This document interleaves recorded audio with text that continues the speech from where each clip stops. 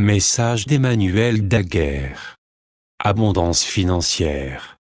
Mes amis, lorsque vous pensez ou entendez parler, regardez des images qui dépeignent l'abondance financière, grincez-vous des dents ou bien vous sentez-vous offensé de quelque façon? Si ce n'est pas le cas, alors je suis tellement reconnaissant de savoir que vous avez fait le travail intérieur nécessaire afin d'atteindre une plus grande compréhension quant à votre expérience de l'argent. Toutefois, si vous êtes vraiment offensé lorsque quelque chose sort important à l'argent entre dans votre expérience, peut-être serait-il temps de voir d'un peu plus près ce qui se passe. Afin de guérir toute antipathie que nous pouvons avoir envers l'argent, il est important de comprendre ce qu'est réellement l'argent et de connaître son but. Tout dans l'univers a une signature énergétique unique, ce qui signifie que tout dans l'univers est une entité vivante. Certaines signatures énergétiques peuvent sembler être plus vivantes que d'autres parce qu'elles se manifestent de façon plus éloquente. Nous le voyons clairement chez les êtres humains et dans le règne animal.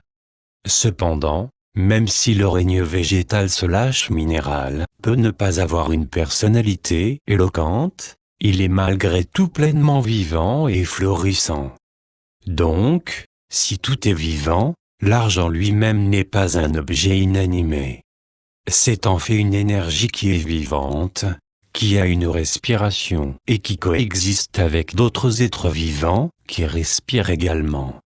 Imaginez que vous projetiez les croyances que vous avez à propos de l'argent sur votre meilleur ami en disant « Tu n'es pas spirituel, tu es la cause de problèmes, tu es mauvais et néfaste, tu n'es pas assez ceci ou cela et tu es juste un objet inanimé.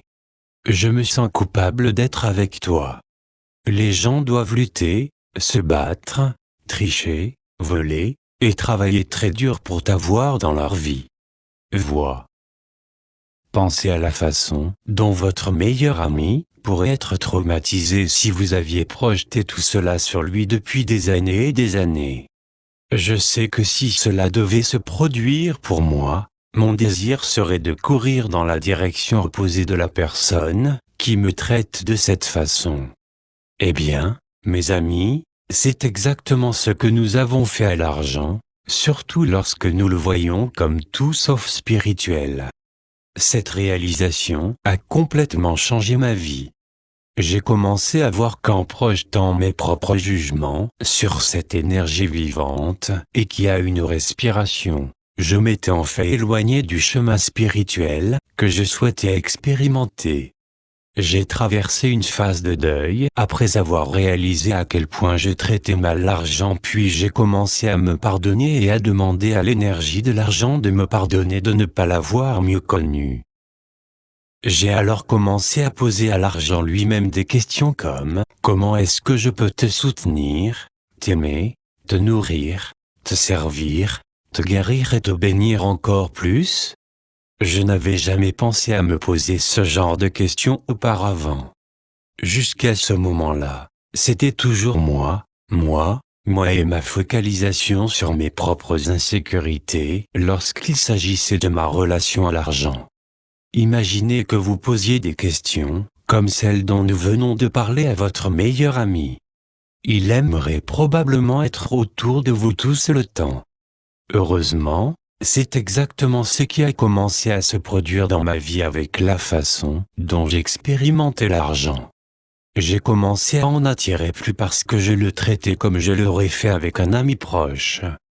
Comme je l'ai mentionné, l'argent lui-même est un être vivant, une énergie qui respire et qui est là pour remplir son objectif en étant un moyen de donner et de recevoir, tout comme nous sommes ici pour remplir notre but. Comme les principes de la gravité, de l'aérodynamique, de l'attraction, et bien plus encore, il y a également un principe de circulation. L'argent est la représentation physique de l'échange ayant lieu pendant le principe de circulation.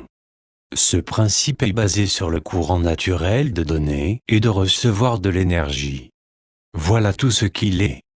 Donc, avec cette nouvelle compréhension, nous pouvons voir que l'argent a toujours été spirituel.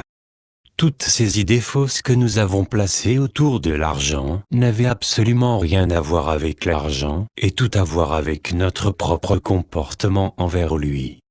La prochaine fois qu'une pensée apparaît dans votre conscience disant que l'argent n'est pas spirituel, utilisez-la comme étant l'opportunité de faire une avancée considérable. Le mental aime rester dans sa zone de confort. Et les nombreuses idées fausses que nous avons autour de l'argent sont juste pour le mental une façon de se protéger afin de se sentir en sécurité, ainsi il n'a pas à regarder à l'extérieur de lui-même. Les déclencheurs que nous ressentons lorsque le mot « argent » surgit sont des indicateurs que quelque chose en nous cherche à évoluer. C'est notre droit de naissance que d'être dans l'abondance et la prospérité. Cela fait partie du bien-être que nous avons à expérimenter dans ce monde.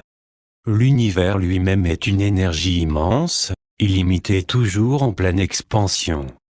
Donc pensons-nous que nous sommes moins que cela?